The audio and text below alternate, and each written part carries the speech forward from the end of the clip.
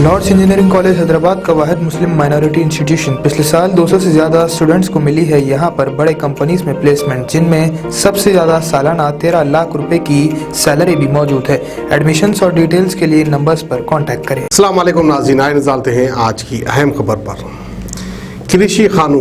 कृषि कानून को लेकर आज पूरे 14 दिन हो चुके हैं। किसान आंदोलन पर बैठ चुके हैं, यानी एहतजाज कर रहे हैं दिल्ली के अतराफ बॉर्डर्स पर। दिल्ली में उन्हें आने की इजाज़त नहीं दी जा रही है। आखिरकार बीजेपी हुकूमत क्यों डर रही है इन किसानों से? इसके पीछे बीजेपी हुकूमत का फ़ायदा क्या है और किसानों का नुकसान क्या है? और इस हद तक पुलिस का और मिलिट्री का बंदोबस्त करने की हमारी हुकूमत को ऐसी क्या ज़रूरत पड़ गई? आखिर किसान आंदोलन से हमारी हुकूमत क्यों डरी हुई है? किसानों को इससे क्या नुकसान होने वाला है?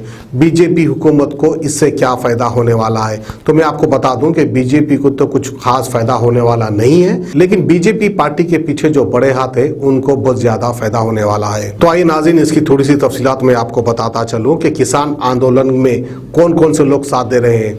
हमारे हिंदुस्तान के, हमारे देश भर के जाने माने लोग, वो चाहे बॉलीवुड स्टार हो, वो चाहे स्पोर्ट स्टार हो, सभी लोग अपने अपने अवार्ड्स वापस करने की सोच रहे हैं। जैसा कि हमारे देश में कुछ नियम है, कुछ कानून है, कुछ अवार्ड्स जो है हमारे देश के प्रेसिडेंट उनके हाथों से दिए जाते हैं। हमारे एशिया के गोल्ड मेडल विनर एक्स पहलवान करतार सिंह ने अपना गोल्ड मेडल वापस देने का इरादा कर लिया और उनके साथ दे रहे और 35 ऐसे स्पोर्ट्स स्टार लोग जिन्होंने अपना अपना अवार्ड वापस करने की ठान ली। खैर, कुल मिलाकर अब तक 35 लोगों को इस तरह का अवार्ड मिला था। ये 35 लोग जो है एक जगह जुट जमा होकर प्रेसिडेंट के पास जाकर अपना अवार्ड लौटाने की कोशिश कर रहे थे। फिर वहीं पर कृषि भवन पर पुलिस ने इन लोग को रोक लिया और प्रेसिडेंट से मिलने नहीं दिया। तो बहरहाल इस तरह का डर और खौफ क्यों है?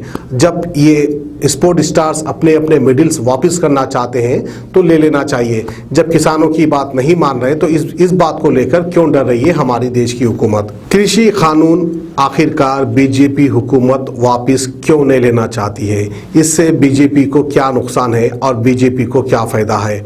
नाज़रीन, मैं आपको बताता चलूं कि सोर्सेस के हिसाब से कुछ ऐसी इंफॉर्मेशन हमको मिली है जो कि हरियाणा पानीपत से है। हरियाणा पानीपत के पास मोल्टा गांव एक गांव है जिसका नाम है मोल्टा गांव। वहां पर लगभग 100 एकड़ जमीन पर एक गोडाउन बनाने की तैयारी की जा रही है। आपको जानकर हैरानगी होगी कि गोडाउन किसी और का नहीं बल्कि हमारे देश की जानी मानी हस्ती अडानी का है, अडानी ग्रुप का है। जैसा कि हमारे देश में कानून था कि कोई भी जो है सेलर या डीलर 100 कुंटल से या 100 किलो से ज़्यादा अपने पास स्टॉक नहीं रख सकता था। ये कानून था हमारे देश का, लेकिन उस कानून को सबसे पहले तोड़ा गया। अब कोई भी डीलर जो है जितना चाहे उतना स्टॉक जमा कर सकता है। इस तरह के कानून आ गए हैं हमारे देश में। फिर उसी के साथ साथ जो है लगभग 100 एकड़ के ऊपर एक बड़ा गोडाउन बनाया जा रहा है जहां पर राशन को स्टॉक किया जाएगा। फिर उसके बाद ब्लैक मार्केटिंग होगी। फिर बिजनेसमैन जो है अपने हिसाब से गेहूं का हो या चावल का हो या शक्कर का हो, रेट ये अपने हिसाब से लगा सकते हैं। जिसकी भनक हमारे किसान भाइयों को लग गई, उसके बाद ये आंदोलन पर उतर आए। कहीं ना कहीं हुकूमत जो है बिजनेसमैन को फ़ायदा पहुंचाने के लिए ये कानून पास किया है, इस तरह का इल्ज़ाम आयद कर रहे हैं किसान लोग। खैर, हमारे देश में हमारी आवाम को भी समझ है, अकल है, समझ सकती है कि आखिरकार ये बिल वापस क्यों नहीं ले रहे हैं। वैसे तो हमारे देश के जितने भी भक्त हैं वो बीजेपी हुकूमत का साथ देते हैं। शायद हो सकता है गोबर खाने का और गौमूत्र पीने का ये असर हो। इसीलिए चाहे कानून कैसा भी बने, चाहे आवाम की भलाई के लिए बने या चाहे आवाम को नुकसान देने के लिए बने, भक्त लोग बराबर साथ देते हैं बीजेपी का।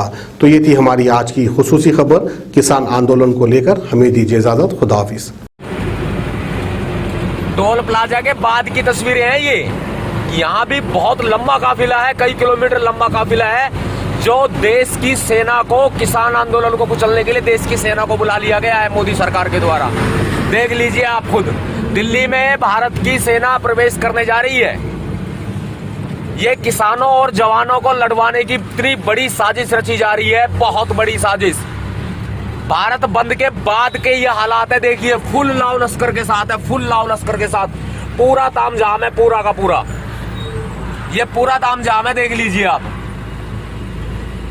पूरी आर्मी की पूरी फोर्स है, देख लीजिए आप।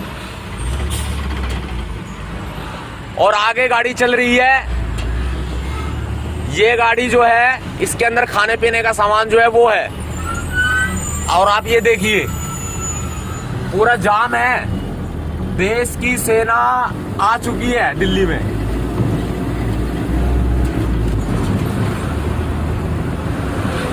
देश की सेना दिल्ली आ चुकी है भाई। NAC और NBS accredited Lords engineering college Hyderabad का वाहिद मुस्लिम माइनॉरिटी इंस्टीट्यूशन जो उस्मानिया यूनिवर्सिटी से एफिलिएटेड है। वर्ल्ड क्लास लैब्स और काबिल प्रोफेसर से भरा हुआ। पिछले साल 200 से ज्यादा बच्चों को बड़े कंपनीज में प्लेसमेंट मिली है, जिनमें सबसे ज्यादा सालाना 13 लाख रुपीस की तनख्वाह भी मौजूद है। डिटेल्स के लिए इस नंबर पर राब्ता करें।